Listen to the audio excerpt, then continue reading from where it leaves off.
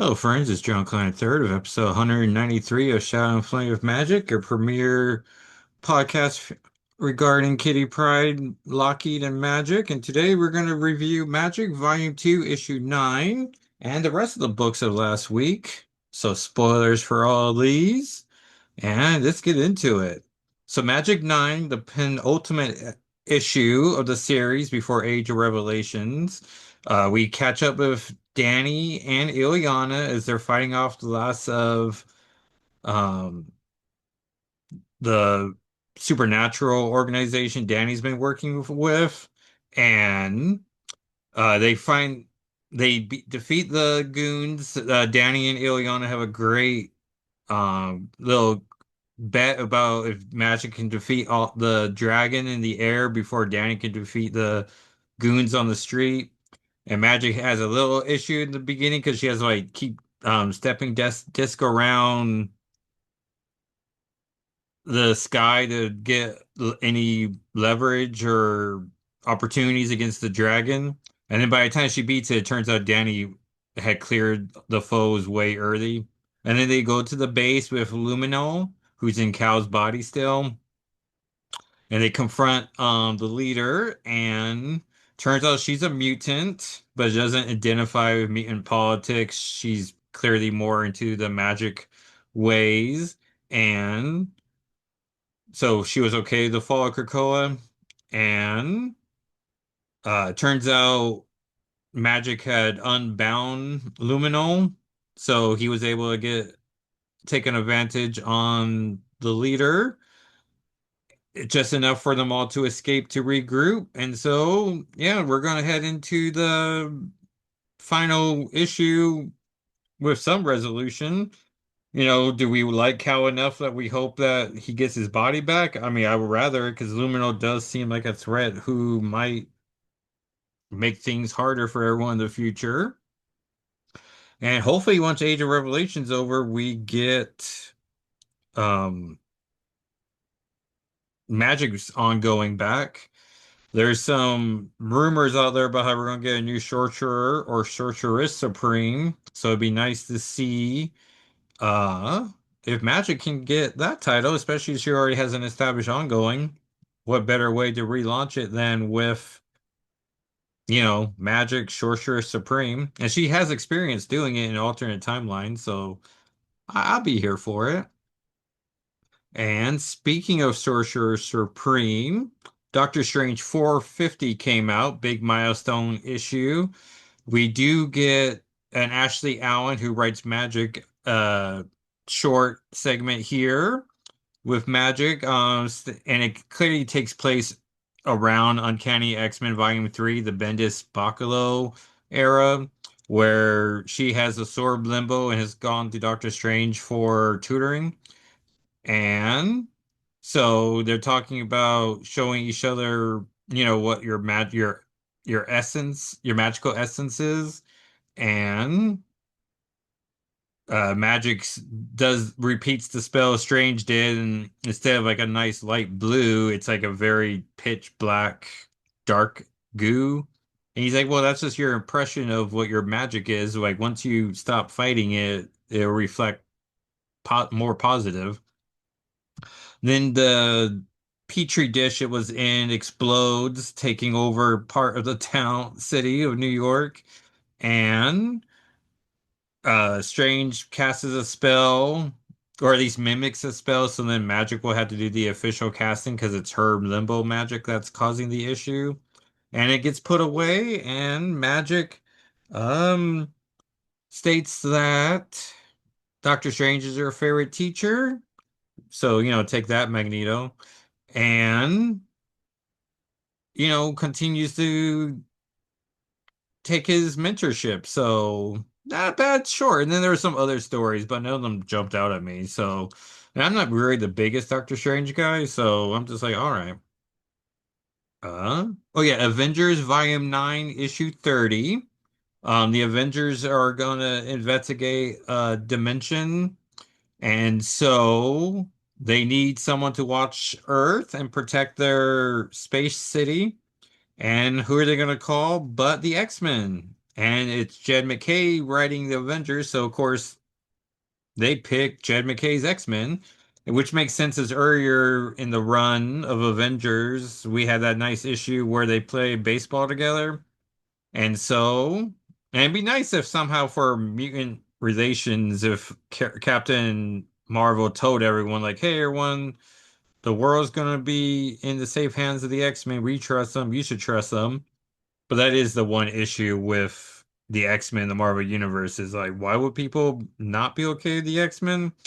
But, for the racism allegory, it makes sense of like racism doesn't make any sense. So why would you be hateful to the mutants? But it is a world that hates and fears them. So that's unfortunate. But we get Magic in there. The color artists and artists are an incredible team. Like it just has this great aesthetic to it that I really enjoyed flipping around every page. We see Cyclops is guiding the X-Men as he's explaining to Oya where everyone is, and he has sent Magic and Juggernaut to Peru to fight a mudslide, which I can only imagine Juggernaut's creating a dam of sorts to stop a mudslide, and Magic's just encouraging him. Or maybe she's opening up stepping disc and then redirecting the mud while he's doing that. And that way there's at least both of them are um, working on the solution. She's just not cheering him on. Oh, speaking of Magic so much, and it was nice that we got her in 3 issues this month or this week. Uh, Marvel Rivals season 4 is about to start, and they've updated their logos of which platforms they're on. And Marvel Rivals is coming to PS4, which I haven't turned my PS4 on in like it feels like weeks. So I'm excited to play as Magic. I heard someone comment online about how Doctor Strange is being taken out of the game because his spells are tough even on PS5. So as long as I can play as Magic, I don't care. Yeah, like sure. And if it's even to the point where PS4 people can only play in PS4 lobbies, well then that's fine with me as well. So, and I was never going to play as Doctor Strange. So it's been a super bummer for me that I've missed so much Magic content in that game, but I'll try to make up for it. Probably won't throw too much money at it, but if they ever add Kitty Pryde to the game, and I guess if she's applicable on the PS4, like that's where all my money's gonna go. But I'm gonna, just play as Magic, expect a bunch of Magic videos. I probably will be no good at it, but it'll be fun to play. And that was, oh yeah, and so the Avengers are going to Battle World, but not the Doctor Doom Battle World of Hickman's Secret Wars. Though it looks like all the Marvel zombies we see are actually the ones from the original Secret Wars, which I kept scanning every single panel to be like, is Lockheed in this? But I didn't see him. But I had to add this issue to my wish list anyway. Um, so one day we'll get it. I know we're hoping to go to Great Falls in October, so be nice if it's on the shelves there, but we'll figure it out. And then Uncanny X-Men Volume 620 came out. Um, Very confusing opening with Monet being confronted by Warden Ellis, and how for whatever reason Monet's gaining weight whereas everyone else is losing weight, which I don't know if that's like a penance reference, like setting up so that like she can, I don't know, transform into penance and then drill her way out. But then we find out Monet can just rip off the collar whenever she wants. So why is she even in this prison? Is she just there to make sure her X Factor pal Siren's doing okay? But then Siren was at the Hellfire Gala or Vigil, excuse me, and she was just walking around. She could have easily not have gone back to the prison. So I don't know. And apparently, prisoner X is getting restless in there. So we are reminded that we have that um storyline coming up. And Gail Simone did go on socials and stating that we're nearing the end of the three arc prison, the Gray Malkin prison. So we'll see where this was going and what comes of it and the whys of it. Oh, and then Ember's in it twice. Rogue excuses Jitter so she can have a chat with her and Nightcrawler, which I don't know why Nightcrawler to be the witness to the conversation, but Rogue earlier in the series was revealed that she went to a speech dialect coach to try to work on her southern accent. And because maybe I could see newscasters of certain networks making fun of Rogue's speech, or maybe podcasters. And I don't love that for Rogue, but she offers up her specialist to Jitter, who doesn't have to go, but she wants to. That resource is there for her, so that's nice. I always thought Jitter's stuttering was part of her mutant power to like focus or have any ability for 1 minute. So hence when she's having that 1 minute, her speech pattern stabilizes. And so is her speech intimate not related to her power? Like, is one okay to do without the other? But it's also, I guess, a way to show character growth too. And then, like 10 years from now, we're like, remember when Jitter used to stutter? But yeah, but Kurt witnesses this conversation, and Ember's there as well. And then the Outliers go to school, and Ember goes to school or go to the bus stop with Becca, as does Waffles, the Sentinel-shaped robot. No, the dog-shaped Sentinel. But Death Dream tells him to head home, and then they realize Ransom didn't attend or didn't go to the bus. And so we catch up to him. And he's talking to Gambit and Logan, and how his half brother is inside some cult, and they're gonna bust them out. And so Logan and Ransom go. We see how his powers work a little, and it turns out the cult is Ransom's father, or being led by Ransom's father. So that's gonna be interesting. I pre-ordered issue 21 because it had a cool comic book convention cover, and one of the people on the cover looked like Kitty Pryde with like a Lockheed on her shoulder. So I'm very excited to see what that looks like in person. Um, so yeah, pretty solid issue. And then Def Dream before they left off, like was like, "Hey, you call me your little brother, and this involves your half brother. I feel like I should be on the team." And they politely declined that invitation, and or I don't know, self-invitation, and he Deathstream has to stay behind, so I don't know if he's gonna be a Calvary with whenever Gambit shows back up, but we just have to see how it goes.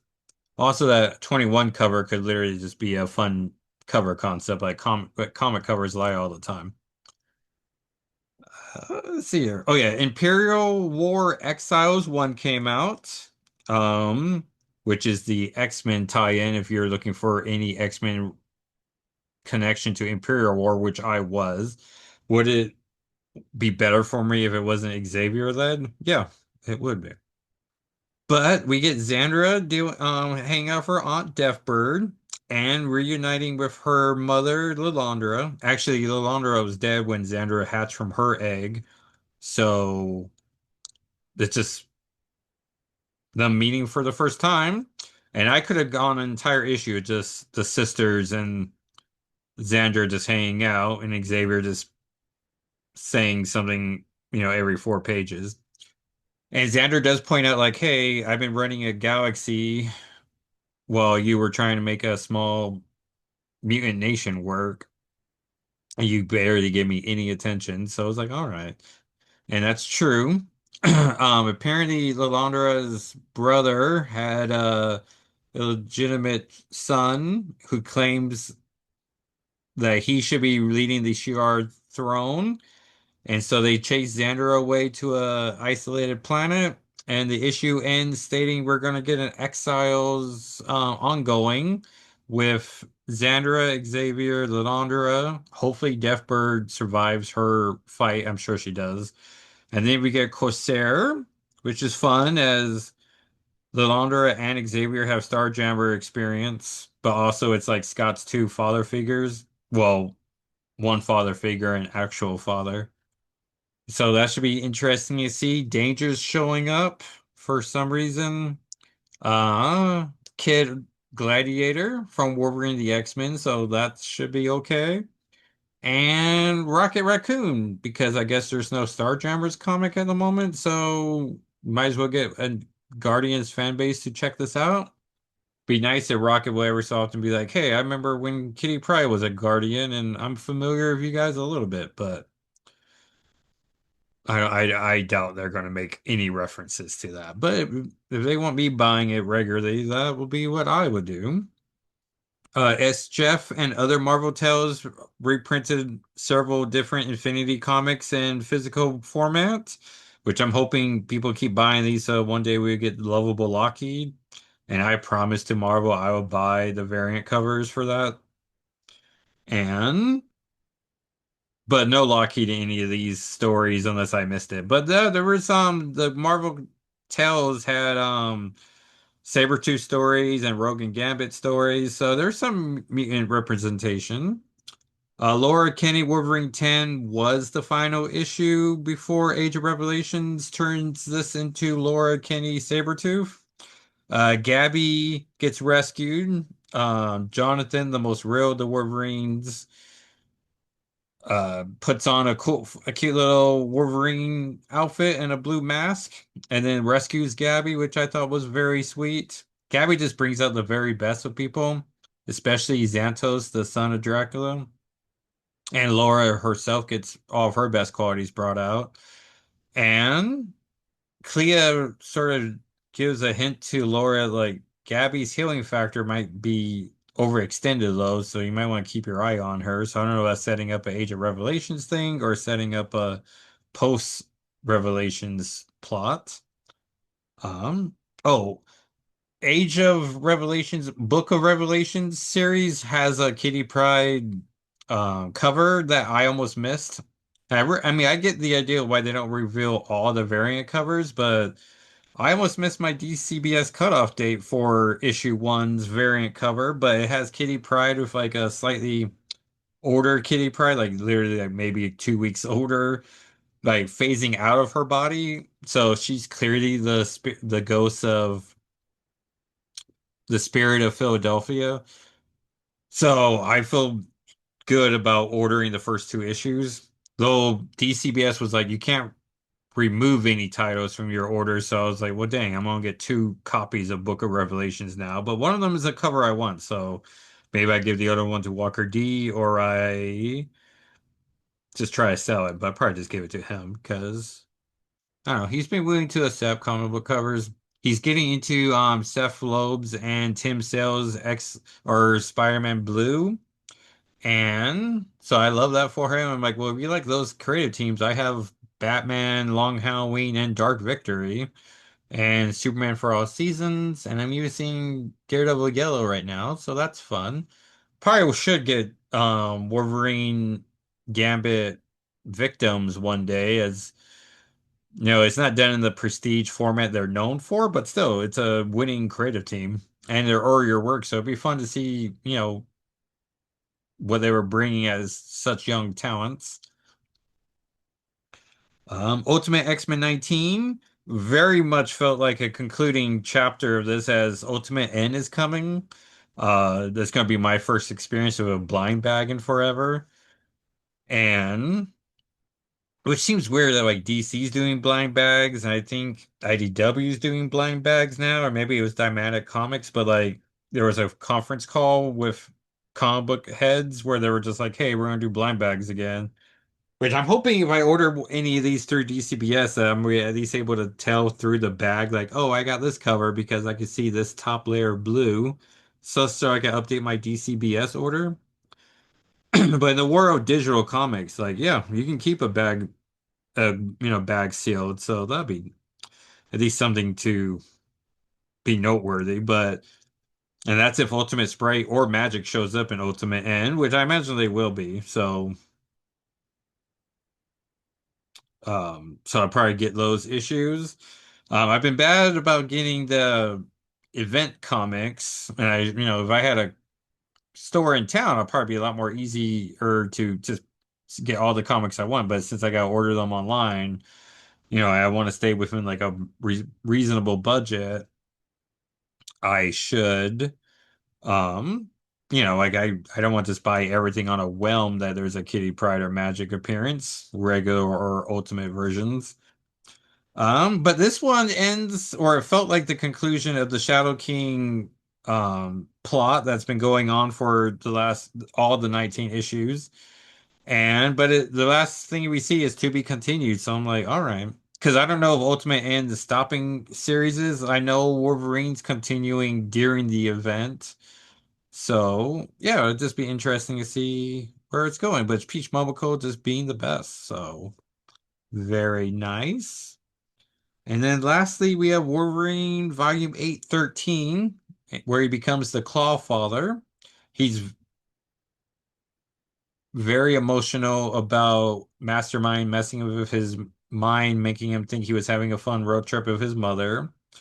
And then Kurt shows up and he's like, "Hey, you're drinking a lot, buddy. You want to talk?" And he's like, "I do sort of want to talk." And then he gets a phone call where we meet up with the gal from Giant Size House of M, where he met this nice lady with like black hair and a white streak in her hair. Always a good look. And she needs him to become her Don so that they can confront another gangster and make a peace deal. And which is weird because, I thought all the other backups in the giant size specials were leading to like big events in 2026. And I was like, oh, this was just to set up one plot of the next issue of Wolverine. Like, that's an interesting choice. But it's nice to see one of those backup features be featured in like a comic that actually came out sooner than later. And I don't know, I like the characters. It's solo Wolverine, so that's your bag. Then you like gangsters, then no, this is the issue for you. And if they follow it on post Age of Revelations, then yeah, that'd be interesting. It's a storyline you can take out of the box whenever you want. So once established, it's a tool. So yeah. So those were the comics of last week. So this week coming up, we have Exceptional X-Men 13, where Kitty Pryde going to the past. So that should be fun. Ultimate Wolverine 9 with Ultimate Sprite, which on the preview pages we see her, so great. Ultimate Spider-Man Incursion 4 has Magic on the cover. Not in the preview pages, but she's on the cover, so it's all I need to buy a comic. So thank you, marketing team. One War Under Doom 7, which is there a word for penultimate before penultimate? The second to last issue of the event, which seems to be going on forever. And it must have been planned to be a bi-monthly um event. But which I don't know if it was planned that way because the artist needs that much time, or is it just, yeah, we want this to appear longer, so we're doing it every other month.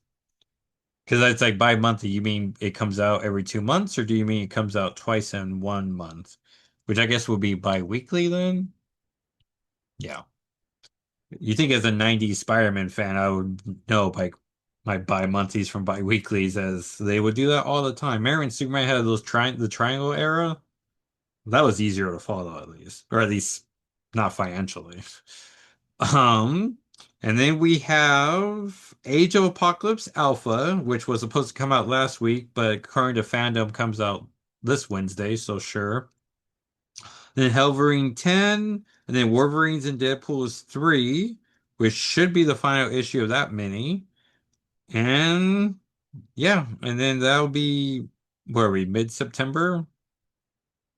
Yeah, so the series are tying up before Age of Revelations rocks in October. So yeah, it should be a pretty good week next week. We're at least guaranteed Exceptional X-Men 13, Ultimate Wolverine 3, and Ultimate Spider-Man Incursion 4. So if we get a fourth comic, no retro review, but we'll just have to see. Oh, speaking of retro reviews, so the Marvel Zombies cartoon comes out late September, which for a reason I figured it was coming out in October. So I have October planned for a Marvel Zombie event. So get excited about that. But then I was like, oh shoot, do I start a week earlier? But I think I'm just gonna wait for October for spooky October. So we're just gonna tie it in after the fact. And then by the time they air one episode, I can review it for the pod. So pretty great, I think. And so you can follow me on the socials at S and FWM on Instagram, Blue Sky, and Twitter for the podcast. And then me personally is Jacko SIII. And thank you all so much for listening and watching. And I'll talk at you next time. All right, everyone. Bye.